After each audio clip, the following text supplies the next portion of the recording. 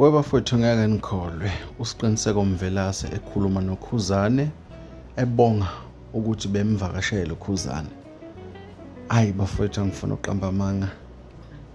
Le idida abantu abaningi. Siyakhumbula ukuthi bafowethu ke kuwe kwaba nokukhuluma ke ukuthi ke uSiqiniseko Mvelase ke uboshiwe ke ngenxa yokuthi ke uliphatha neze ke igama lika Khuzane uMfokaMpungose. uSiqiniseko sevela waqonda kwi-account yakhe ya TikTok wafike ke wanameka ke inkulumo ke yakhe ke noKhuzane beyixoxa efonini. Esho nanokusho uSiqiniseko Mvelase cha ngiyabonga uyivisitha kuwena Mfokakhuba noma kuwena mfowethu esho Khuzane. Lena ke bafowethu ngifuna uqamba mangidida abantu abaningi kakhulu ukuthi kahle kahle uSiqiniseko Mvelase bexhumana nalamaqhawe onke akhona endimeni ngoba uke waveza ukuthi ke bonke abaculi bayamfonela iningi labo. Ingcosane engamthinti kodwa iningi labo liyamfonela.